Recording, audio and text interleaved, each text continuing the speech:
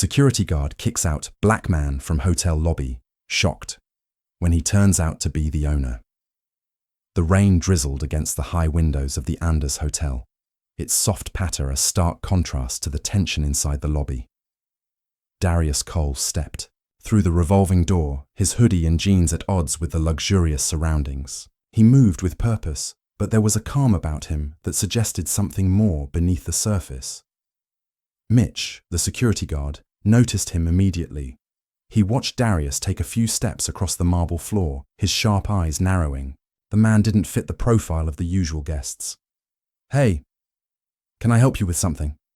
Mitch asked, his tone already tinged with suspicion. "This area's for guests only." Darius didn't break stride. His voice, when he spoke, was level. "I am a guest, or at least I should be." Mitch took a step closer, eyes scanning him again, this time more critical. He hadn't missed the jeans or the hoodie, the way Darius didn't quite belong. The arrogance of this young man who dared to walk into this hotel. It wasn't right. "Let's not make this difficult," Mitch said, his posture stiffening. "I'm going to have to ask you to leave." Darius slowed his pace and turned his head toward Mitch, locking eyes with him. His gaze remained unshaken. "No trouble. I'll just head upstairs then." Mitch's hand shot out, blocking his path. "I said leave, now." A moment passed between them, thick with tension. The lobby hummed, unaware of the silent war unfolding in the corner. A couple passing by exchanged glances, the woman's face puzzled. Mitch's voice grew more insistent, but Darius held his ground, the only movement the faint tap of his fingers against his phone. Slowly, he dialed a number. "Yeah, it's me," he said into the phone, his voice cool and unhurried. "We've got a situation at the lobby. Can you send Marcus down?" Mitch's brow furrowed. "Marcus? Who the hell's Marcus?" Darius didn't flinch. "You'll see." The briefest of smiles tugged at the corner of his lips, but the message was clear. This wasn't over. Mitch, still unsure, could only stand there, arms crossed, as Darius waited for the inevitable arrival of Marcus. The scene held a quiet intensity, the kind of tension that only built with silence. Mitch had no idea who he was dealing with.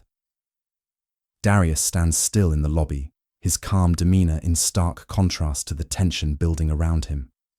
Mitch watches, him closely, unsure how to respond to this man who doesn't belong, at least in his mind. A moment later, Marcus, the assistant manager, walks up. His surprise is evident, but he hides it quickly when he realizes who stands before him. "Mr. Cole, I didn't know you were dropping by today," Marcus says, his voice laced with unease. Mitch, still confused, looks between Marcus and Darius. He's trying to piece everything together, but nothing makes sense. "Wait, Mr. Cole, as in?" Darius doesn't acknowledge Mitch. His attention remains on Marcus, who now appears nervous, but trying to keep his composure. "Walk with me, Marcus." The two move toward a quieter corner of the lobby, leaving Mitch standing behind them, unsure whether to follow or stay. Mitch watches them for a few seconds before stepping forward, but his feet remain frozen. He doesn't know if this is going to escalate further, but something tells him it already has. "I've been trying to change things, Mr. Cole," Marcus says quietly, as if confessing. "But it's hard. The culture here, it's stubborn. You know how it is." Darius stops walking and turns to face Marcus, his gaze unwavering. His voice is quiet, but firm. "How many others like me have been treated this way?" Marcus doesn't immediately answer. He looks down, his hands fidgeting. The question strikes a chord deep within him. He knows the answer. Too many. Before Marcus can speak, Mitch steps up behind them, his tone defensive and loud. "Look, I thought he was loitering. You can't just let anyone in off the street. This place has rules." Darius turns sharply to face Mitch. His calmness is almost unsettling as he cuts through the noise Mitch is creating. "And what exactly gave you that impression, Mitch?" The words land with a heavy silence. Mitch's defensive stance falters, his bravado dissipating. He opens his mouth to respond, but finds himself speechless, struggling for an excuse that doesn't sound hollow. I didn't mean anything by it. Mitch stammers, his voice smaller now, the authority in his words fading away. Darius holds his gaze, but there's no anger in his eyes, just a quiet strength that Mitch can't match. No, Mitch, you didn't mean it, but that doesn't change what just happened. Mitch looks like he wants to argue, but the words catch in his throat.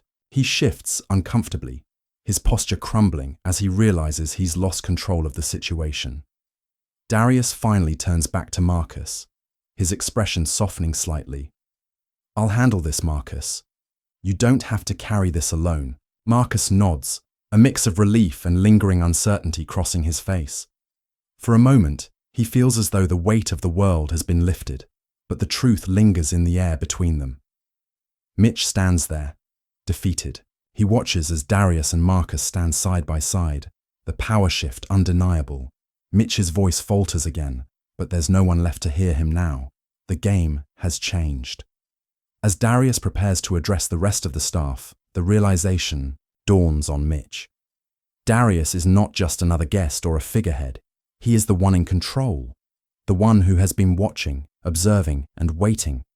Mitch, caught in his own prejudice and assumptions, now sees the true scale of his mistake. Darius turns to face Mitch one last time. The brief eye contact between them is enough. Mitch knows there's no coming back from this. I think we're done here, Mitch, Darius says quietly. Mitch's shoulders slump, defeated, as Darius walks away, his composure intact. The power in the lobby has shifted. What was once hidden is now in full view. And for Mitch, the lesson has been learned the hard way. Darius stands still, his presence commanding attention as the room falls silent. Mitch, still standing by the door, watches nervously as the staff gathers in the lounge. The group of managers and key employees take their seats, all unaware of what's coming. The tension rises as Darius walks into the room, Marcus at his side. I've owned this property for 137 days, Darius says, his voice clear and cutting through the air. Today, I was profiled at my own front door. A gasp spreads across the room. The room shifts, a ripple of discomfort making its way through the employees. Mitch's face goes pale, his eyes darting from Darius to the rest of the staff, unable to hide his guilt. This is a misunderstanding. Mitch starts, but his words tremble and falter as Darius cuts him off. No, Mitch, Darius says, his voice hardening. This is the culture here. I didn't build this culture, but I inherited it. He pauses, letting the weight of his words settle. The room is still, every eye on him. The silence feels heavy and Darius knows this moment is pivotal. He continues, speaking slowly and deliberately. When I was a kid, my mother was thrown out of a department store, Darius says, his voice unwavering. Not because she was stealing, not because she was causing trouble. No, she was thrown out because she looked suspicious. The words hit, like a hammer. Darius lets them linger for a moment, letting the emotional weight sink into the room before he speaks again, his tone colder now. Today, you reminded me of that moment, Darius says, his gaze hardening. But here's the difference. Now I have the power. Mitch tries to respond, but Darius holds up his hand, silencing him.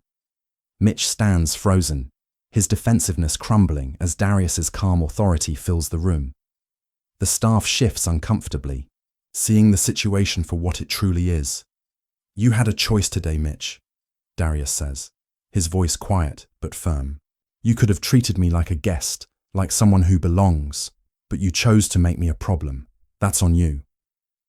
Mitch opens his mouth to say something, but the words never come. Darius's words hang in the air, and Mitch is left speechless, exposed. His credibility in the room is shattered, the mask of authority slipping away. Darius stands firm, his voice cutting through the tension as he speaks to the rest of the staff.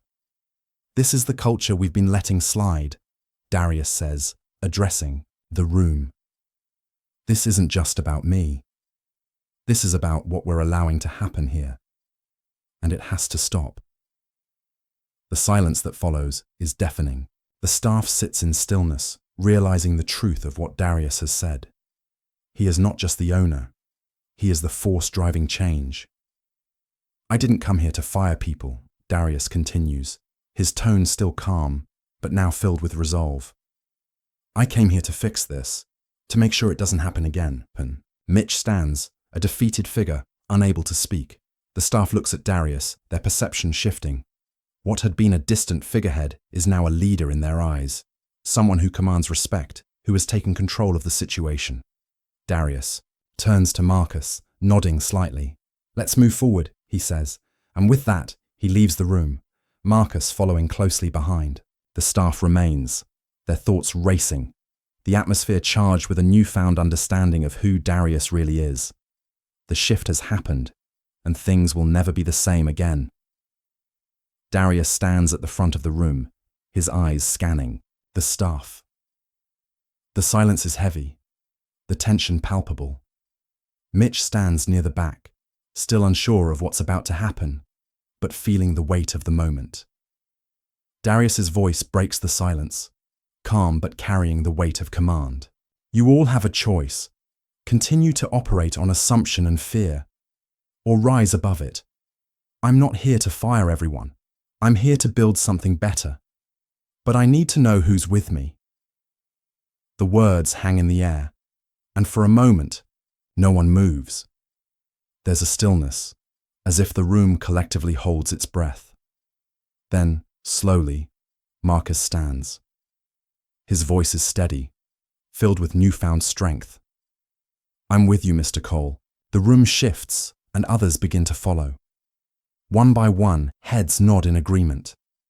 The energy in the room starts to change. What was once a room filled with hesitation is now becoming a place of unity. Mitch, standing apart from the group, is quiet for a long moment. Finally, almost in a whisper, he speaks. "You're right." Darius's response is simple, quiet, but filled with an undeniable truth. "I know." There's no anger in Darius's voice, just the weight of experience. Mitch looks down, his shoulders slumped, the weight of the moment heavy on him. The others watch in silence, aware that this is not just a small shift. The power has changed. Darius steps forward, his gaze fixed on Mitch. The rest of the room holds their breath, knowing that this is the final moment. Mitch's past decisions hang in the air, but now, it's up to him to face them. "You don't work here anymore, but you can still walk out with some dignity. That's your choice." Mitch doesn't respond, the words clearly cutting deeper than any reprimand ever could. He turns without another word and walks out of the room. There's no confrontation, no escalation, just the quiet finality of his exit. The room watches, silent, the weight of Darius's words still settling. As Mitch exits, Darius stands tall, his presence commanding now more than ever. The atmosphere in the room has shifted entirely. What was once a place of hesitation is now filled with clarity. The staff isn't just following orders, they're following a leader who has shown them who he truly is. Darius turns to face the rest of the room, his eyes steady, his voice strong. "This isn't just about me, it's about us and what kind of place we want to be. We can either stay stuck in the past or we can move forward. The choice is ours." Marcus, standing beside him, looks out at the staff with quiet determination. "I'm with you all the way, Mr. Cole." The nods begin slowly, but as more employees show their support, the room starts to feel unified. There is no longer hesitation, just the sense that something has changed, that they are now part of something bigger, something better. Darius, having made his stand, turns to leave. Marcus follows, and as they walk out, the staff remains behind. The tension that once filled the room is gone, replaced by a renewed sense of purpose. The change has begun, and they know they are no longer just employees. They are part of a shift that will define the hotel's future. The choice, as Darius said, is theirs to make. Days later, the lobby feels different. The air seems lighter, the atmosphere warmer. Darius, now dressed in a tailored suit, stands at the door, greeting guests with a smile. The staff, who once seemed unsure, now greet visitors with genuine warmth. There are subtle changes, diversity in the music playing softly in the background, art from black artists now hanging on the walls, and the overall tone of the space has shifted from cold to welcoming. Marcus walks over, observing the transformation. He smiles, clearly impressed by what he's seeing. "Feels like a new place," Marcus says, his voice filled with admiration. Darius smiles back, his eyes scanning the lobby with a quiet sense of satisfaction. "Feels like it's finally ours," he replies, the weight of the statement sinking in. The place has changed, and so have they. They take a seat in the same spot where the incident occurred, and Darius leans back slightly, his tone reflective. "Let what happened be a lesson, not just for Mitch, but for us. Visibility matters. Ownership matters." Marcus nods, understanding the deeper significance of the words. After a pause, he asks, "You think they'll treat the next guy better?" Darius's smile is small but firm, a quiet confidence in his words. "They won't. Have a choice." As they sit, a young black couple walks through the doors. This time, no one stops them. No one questions their presence. The moment feels like a quiet triumph, a full circle moment. The hotel is no longer just a business. It's a statement, a place where respect, dignity, and ownership define the experience. Have you ever been judged before you had the chance to speak? Share your story in the comments and let others know they're not alone. Together, we can keep building spaces where dignity, ownership, and justice are more than just words. Don't forget to subscribe for more true stories of strength, defiance, and transformation.